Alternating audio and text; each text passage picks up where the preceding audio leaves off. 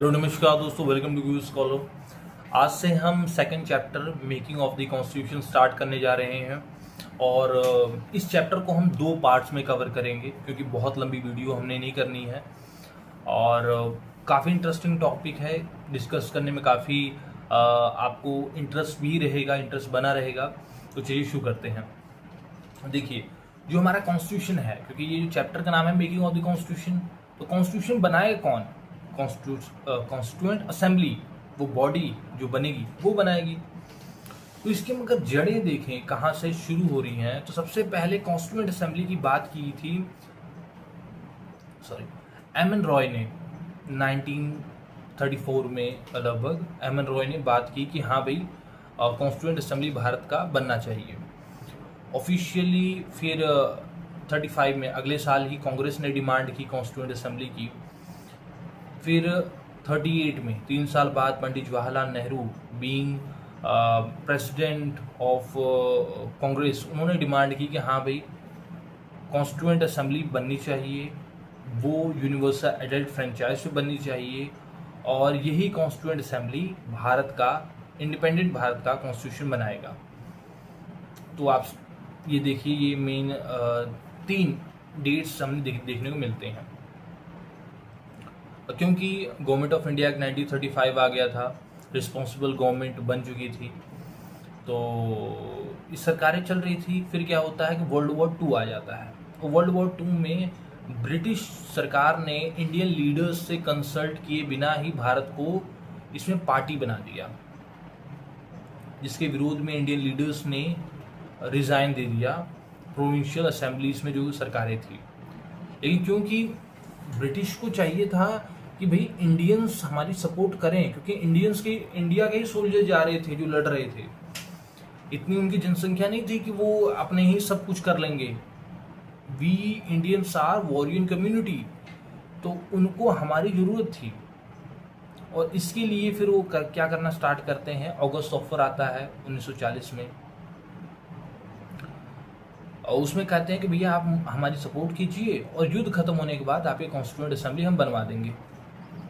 फिर 42 में 42 में आता है क्रिप्स मिशन, और क्रिप्स मिशन में भी स्टैफर्ड क्रिप्स थे यहाँ पे, तो उनके नाम पे ये मिशन का नाम पड़ा।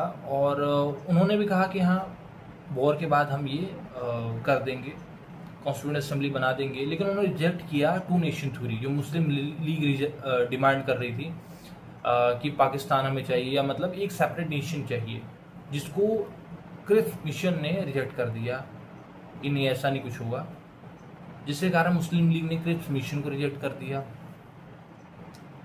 तो अब इसके बाद आता है मेन कैबिनेट मिशन, मार्च 1946।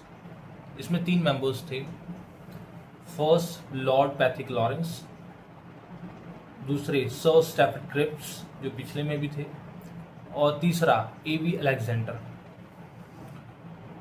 तो ये क्योंकि ब्रिटिश कैबिनेट के मिनिस्टर्स थे, उनका हिस्सा थे, तो इससे इसका नाम इसका कैबिनेट मिशन पड़ा।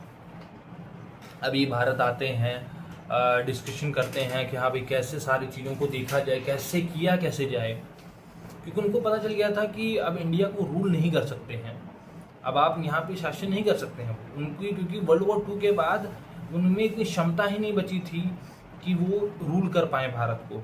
दूसरा, इतने दिग्गज लीडर्स भी भारत में हो गए थे, और तीसरा, बहुत चीज़ें वो एक्सप्लॉइट कर चुके थे भारत से। तो ऐसा बहुत कुछ बचा भी नहीं था कि नहीं 10 साल और रूल करते हैं और एक्सप्लॉइट करते हैं फिर हम जाएंगे। तो ये बहुत सारे कारण थे। अब वो छोड़ना चाह रहे थे भारत को, इसके लिए ये कैबिनेट मिशन आया भारत में। अब फिर बातचीत होता है, क्योंकि कांग्रेस भी है, मुस्लिम लीग भी है, 2 पार्टीज हैं। तो कैबिनेट मिशन ने दोनों से बात करने की कोशिश की और लगभग 3 हफ्ते बीत गए, कोई रजामंदी कहीं नहीं दिखा। तो वहाँ पे कैबिनेट मिशन ने कहा कि भैया देखो, अब हमारी बात सुनो, आपकी तो हमने बात सुन ली, और आपने याद रखना है, एक काफ़ी इंटरेस्टिंग मुझे अभी एक बात याद आया कि इसी ये जो बातचीत चल रही थी ना कैबिनेट मिशन के मेंबर्स की, कांग्रेस से और मुस्लिम लीग से, इसी दौरान जो लॉर्ड पैथिक लॉरेंस थे, जो secretary of state for India थे, उनकी गांधी जी के साथ फोटो खींची गई थी। आप सर्च कीजिएगा गूगल पे, और उसी फोटो में जो गांधी जी की तस्वीर है वो तस्वीर आज नोटों पे देखने को मिलती है। तो इंटरेस्टिंग बात है। हो सकता है कभी आपके काम आ जाए, कभी किसी एग्जाम में पूछ लिया जाए। तो ऐसा हुआ। तुमने कहा कि अब हमारी बात सुनिए, क्योंकि 3 हफ्ते हो गए हैं, कुछ कंक्लूजन निकला नहीं है। तुमने कहा कि ऐसा है, पहली चीज़ प्रोविंशियल ग्रुपिंग किया जाएगा, ग्रुप ए, ग्रुप बी और ग्रुप सी बनाए जाएंगे, और 5 साल बाद आप ग्रुप चेंज कर सकते हैं। मतलब ग्रुप ए का बंदा ग्रुप बी में, ग्रुप बी का बंदा सी में, जहाँ जाना चाहे जा सकता है। और 10 साल बाद, मतलब ग्रुप बनने के 10 साल बाद वो क्या कर सकते हैं कि कॉन्स्टिट्यूशन में चेंजेस की डिमांड कर सकते हैं। अब इस बात को देख के जो मोहम्मद अली जिन्ना थे वो खुश हुए। अब आप समझेंगे इसमें ऐसा क्या है भाई, ग्रुपिंग की तो बात है। उनको दिख रहा था कि अगर ऐसा हो जाता है तो 10 साल बाद मैं कॉन्स्टिट्यूशन में चेंजेस करा के मैं बहुत बड़ा पाकिस्तान ले लूँगा, जिसके लिए वो मतलब पूरा खुश हुए। लेकिन यहाँ पे गांधी जी ने क्या किया, गांधी जी ने कहा कि ये सब ठीक है, लेकिन ये जो ग्रुपिंग है ये कंपलसरी नहीं होना चाहिए। मतलब किसी प्रोविंस की इच्छा हो तो वो हिस्सा बने, किसी प्रोविंस की इच्छा ना हो तो वो ना बने। कंपलसरी नहीं होना चाहिए कि हाँ भाई आपको इन ग्रुपिंग का, इन ग्रुप्स का पार्ट होना पड़ेगा। और कैबिनेट मिशन ने इस बात को माना भी, और जैसे इस बात को माना, मुस्लिम लीग ने कैबिनेट मिशन को भी रिजेक्ट कर दिया कि नहीं, हम ये इस मिशन को हम मानते नहीं है, ये जो आई है, ये जो टीम आई है, इनकी बातों को हम मानती नहीं है। दूसरी बात कैबिनेट मिशन ने कहा कि, दूसरी बात ये की कि जो सिस्टम बनाया सरकार, क्योंकि आपने पावर ट्रांसफर करके जाना है तो सरकार भी तो बनानी पड़ेगी।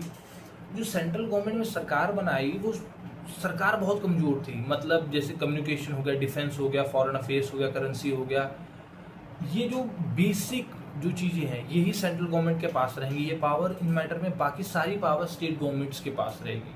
तो कहीं ना कहीं दिख भी रहा था कि बहुत देर तक अगर ऐसा सिस्टम होता है तो भारत बहुत देर तक यूनाइट रह भी पाएगा कि नहीं, अगर ऐसी सरकार आती है तो। और तीसरा उन्होंने बात की कॉन्स्टिट्यूएंट असेंबली की, जिसकी डिमांड बहुत लंबे समय से चल रही थी। यहाँ पे कॉन्स्टिट्यूएंट असेंबली की बात हुई क्या? कॉन्स्टिट्यूएंट असेंबली की यहाँ पे बात ये कही गई कि लगभग 10 लाख की पॉपुलेशन पे एक सीट अलॉट की जाएगी। इस हिसाब से जो प्रोविंसेस थे जहाँ पे ब्रिटिश सरकार डायरेक्टली रूल कर रही थी, वहाँ पे 292 सीट्स अलॉट हुई। ठीक है। ब्रिटिश चीफ, ये जो कमिश्नरेट प्रोविंसेस थे, वहाँ पे 4 सीटें, तो क्या हो गया 292 + 4 96 हो गया। और जो प्रिंसली स्टेट थे वहाँ पे 93 सीट्स अलॉट की गई। तो टोटल आप सारा जब आप काउंट करेंगे तो होगा 389 टोटल सीट्स हुए। अब और आगे सुनिए इनकी बातें। आगे एक सिस्टम यहाँ पे ये था कि जो सीट है ये पॉपुलेशन के हिसाब से दिया जाएगा। तो मान लीजिए यूनाइटेड प्रोविंस, मान लीजिए यूपी, जो आज यूपी है, पहले इसका नाम यूनाइटेड प्रोविंस था। तो यूनाइटेड प्रोविंस की जो पॉपुलेशन है, मान लीजिए 1 करोड़ है, मान लीजिए 10 करोड़ है। 10 करोड़ पे कितना, 10 लाख पे एक सीट है। ठीक है। तो 1 करोड़ पे कितने हो जाएंगे, 10 सीटें हो जाएंगी, और 10 करोड़ पे 100 सीटें हो जाएंगी। तो उस हिसाब से जो भी प्रोविंसेस है उनकी पॉपुलेशन के हिसाब से हर प्रोविंस को सीटें दी जाएंगी। ठीक है। मान लीजिए यूनाइटेड प्रोविंस की संख्या 1 करोड़ थी, तो मान लीजिए 10 सीटें मिल गई, मैं एग्जांपल ले रहा हूँ।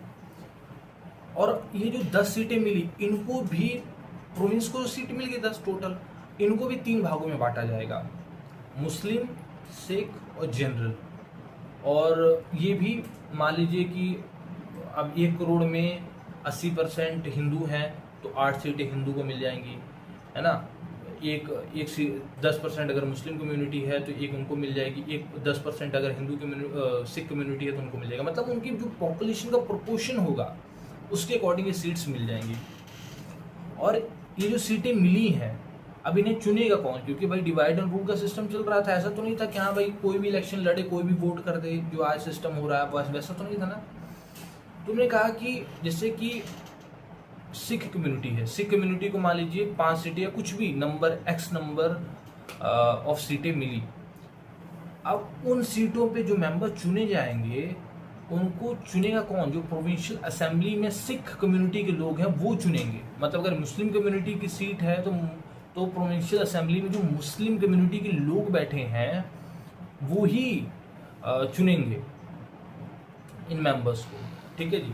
मतलब जो प्रोविंसेस में जो टोटल सीट्स मिले हैं पॉपुलेशन के अकॉर्डिंग, उसको 3 भागों में बांटा, जनरल, सिख और मुस्लिम। ठीक है। मान लीजिए जनरल है, तो जनरल के कैटेगरी के जो मेंबर्स प्रोविंशियल असेंबली में बैठे हुए हैं वो जनरल सीट पे कौन चुना जाएगा उसको इलेक्ट करेंगे, ऐसे सिख और ऐसे मुस्लिम। आप समझ पा रहे हैं? थोड़ा कॉम्प्लिकेटेड है लेकिन मैंने पूरी कोशिश की है कि आपको सिंपल करके समझा दूँ।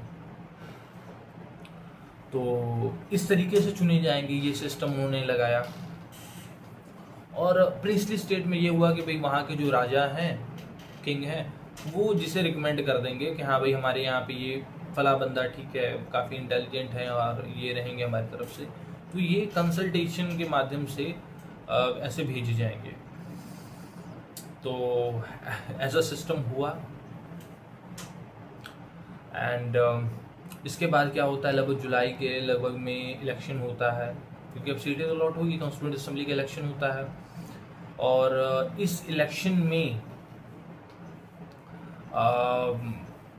आई थिंक कांग्रेस को 208 सीटें मिली थी और 73 के आसपास मुस्लिम लीग को मिली, 15 अदर को सीटें मिली, क्योंकि 296 सीटें थी, तो आप कैलकुलेट कर लीजिएगा। तो अब ये सारा सिस्टम हो गया है ना। और यहाँ पे आपने एक बात और याद रखनी है कि प्रोविंसेस की तो इलेक्शन हो गए, लेकिन प्रिंसेस स्टेट में तो भाई वो जिसे राजा भेजेंगे वही आएंगे। तो अभी तक प्रिंसेस स्टेट भेज नहीं रहे थे अपनी तरफ से मेंबर, क्योंकि उनके मन में शंका थी कि क्या होगा, कैसा सिस्टम है, हमें क्या प्रॉफिट है, तो वो शंका थी।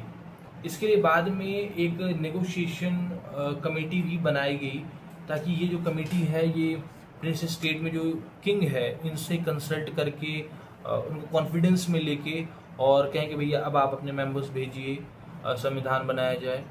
तो ये भी किया गया था। तो स्टार्टिंग में नहीं भेजा, लेकिन हाँ जब इंडियन इंडिपेंडेंस एक्ट 1947 आया उसके बाद बहुत सारी चीज़ें क्लियर होगी, तो फिर लगभग सब आने लगे। तो ये सारी चीज़ें थी। तो इलेक्शन हो गया।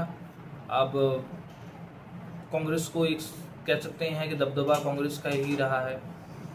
अब इससे आगे वाला जो पार्ट है, मुझे लगता है कि अब टाइम भी काफ़ी हो रहा है, 13 मिनट हो गया है, तो बाकी का जो पार्ट है वो अगली वीडियो में हम कवर करेंगे, ताकि है ना काफ़ी लंबा ना हो। तो मैंने पूरी कोशिश की है इस वीडियो में आपको जितना सिंपल करके समझा सकता हूँ मैं समझाऊँ। कहीं भी अगर कन्फ्यूजन रह गई हो तो आप कमेंट सेक्शन में पूछिए, बिल्कुल आपके सवालों को आंसर किया जाएगा और जितना जल्दी पॉसिबल हो सके उतना जल्दी किया जाएगा। कोई नई टॉपिक पे आपको वीडियो चाहिए तो भी आप कमेंट सेक्शन में बता सकते हैं, पूरी कोशिश करूँगा जल्द से जल्द उस पर वीडियो बना दूँ। सो अगर आपको कंटेंट समझ आ रहा है तो आप चैनल को सब्सक्राइब भी कर सकते हैं, और ऐसी क्वालिटी वीडियोस इस चैनल पर रेगुलरली आती रहेंगी। और आपको कंटेंट की क्वालिटी एंड ऑथेंटिसिटी के लिए बहुत परेशानी होना है कि जो भी यूपीएससी लेवल की जितने भी स्टैंडर्ड बुक्स हैं उनसे ये सारी चीज़ें ली गई हैं, और आप इससे अगर चाहें तो क्रॉस वेरीफाई भी कर सकते हैं। आपको चीज़ें कहीं भी तोड़ मरोड़ के पेश की हुई या फिर गलत फैक्ट्स नहीं मिलेंगे, तो आप एकदम निश्चिंत रहिएगा। आप समझ लीजिए कि एक तरीके से जो भी चीज़ आप कोचिंग इंस्टीट्यूट्स में आप सीखते हैं पैसे देके 1 लाख 1.5 लाख, वो मैं आपको फ्री ऑफ कॉस्ट प्रोवाइड करा रहा हूँ। सो आपको ये वीडियो कैसा लगा ज़रूर बताएं, पसंद आ रहा तो आप लाइक कर सकते हैं। And thank you very much for your time.